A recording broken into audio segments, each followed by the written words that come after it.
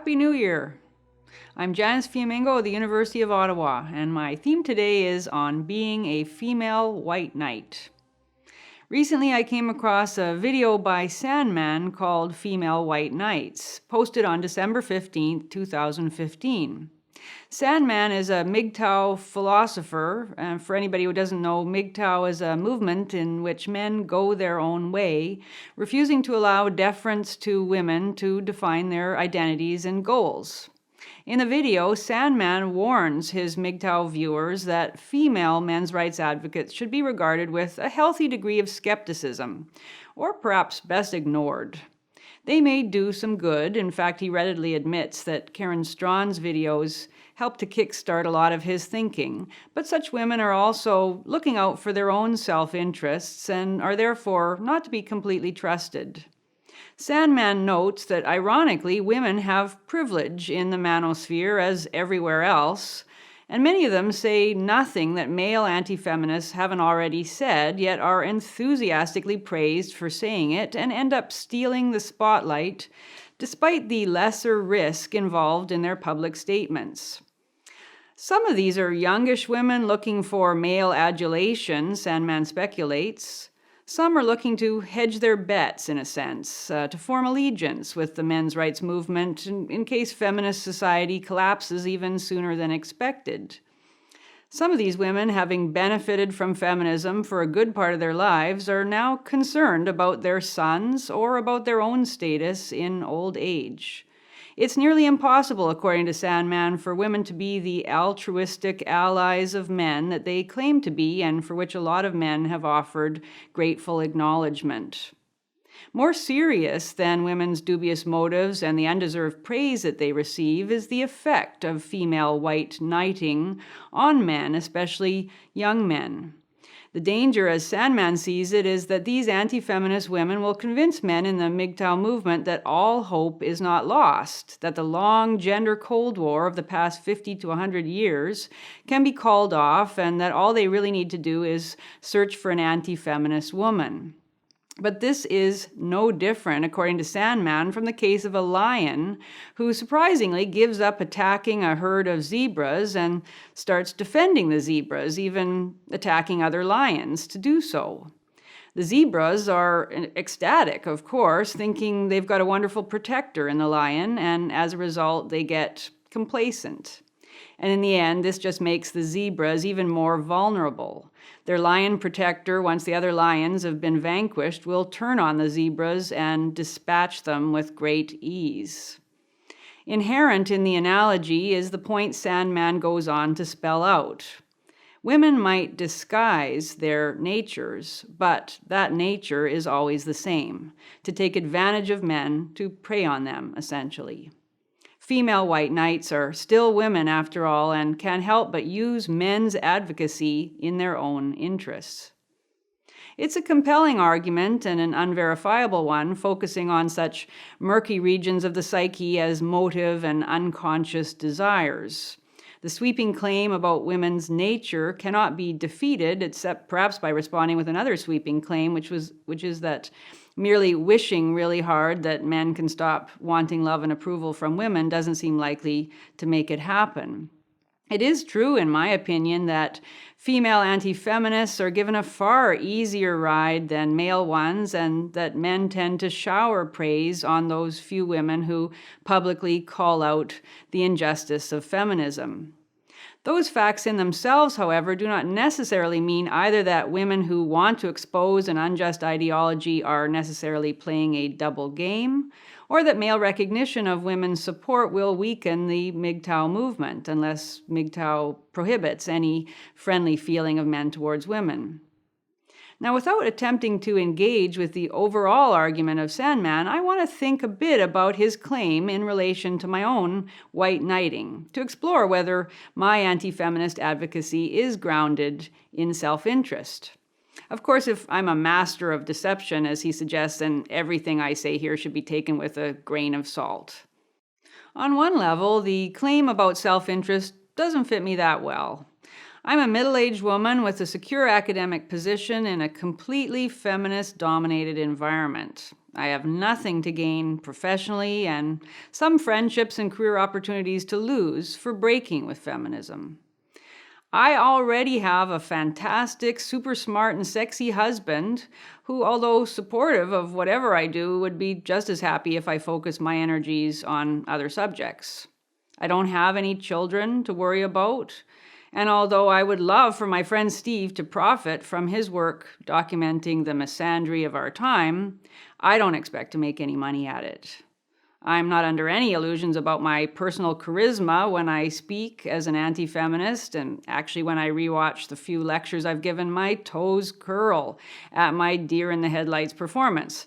So on professional and personal levels, my anti-feminism isn't particularly in my interest.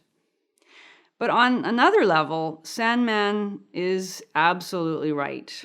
I'm a white knight for men because I want to be one, and I'm doing it for me.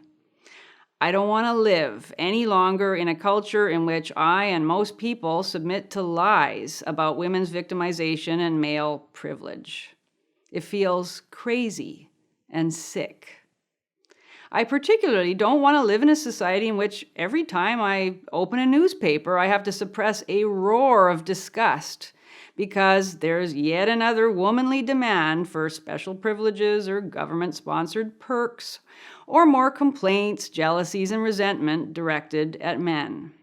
Just the other day, it was an article by Leah McLaren, a columnist at the Globe and Mail, one of Canada's national newspapers, about how women should be paid for what she called women's, quote, emotional labor. Things like sending thank you cards or ordering something online for her child.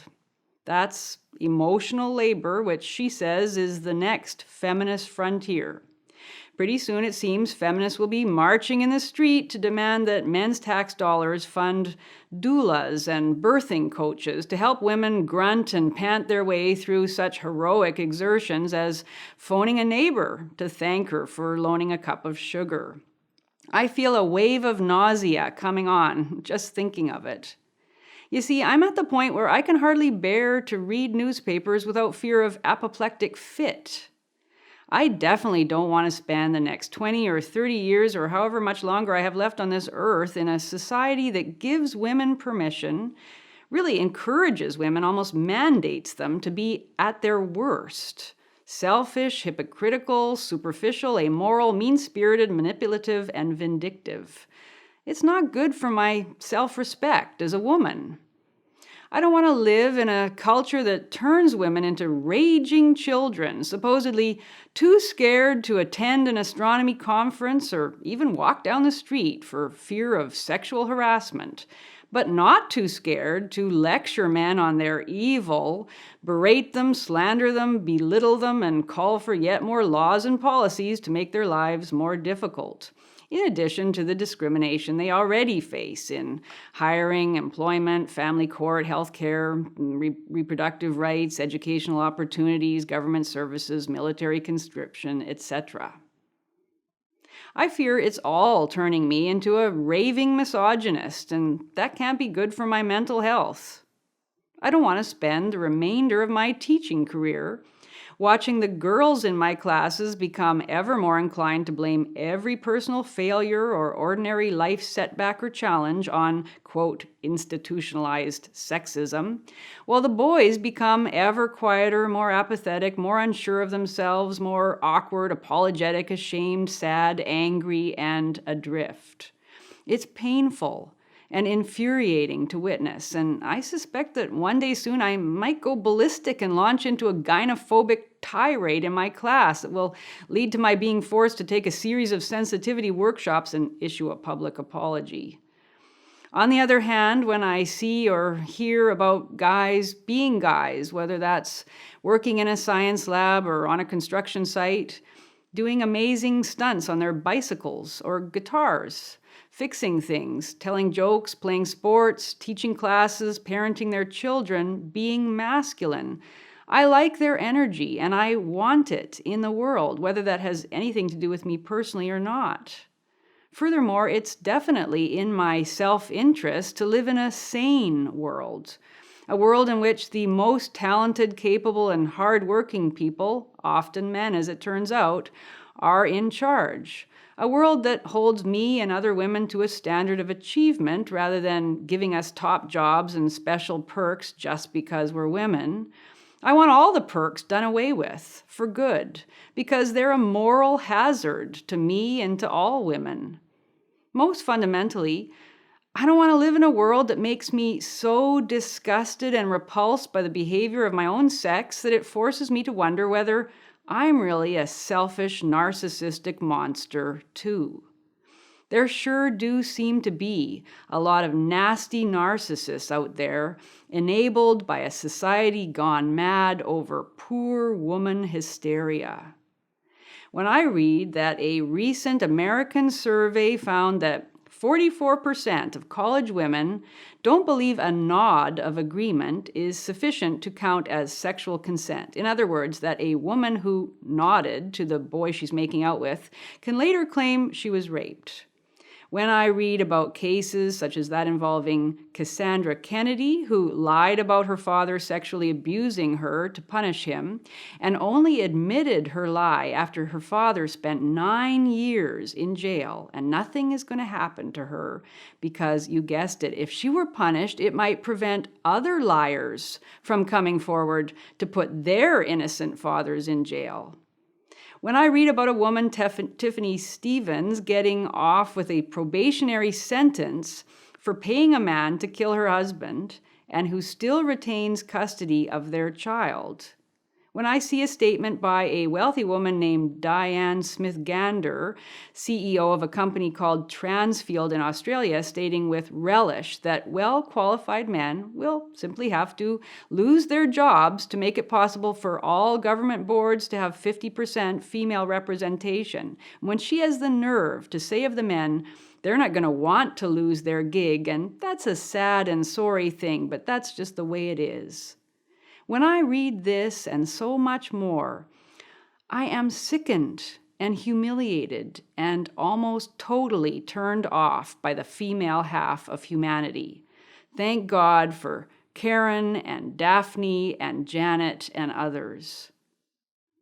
Ultimately, I just don't want the horror of seeing men crippled in the way feminism has crippled them. I can't be who I want to be in the world if that's being done to men. So I guess I do want to use men in the men's movement for my own interests. Whether it's through MGTOW or men's rights, it's up to you. But yes, I definitely want you to take back your lives and power and your pride for me, because I will enjoy that selfishly.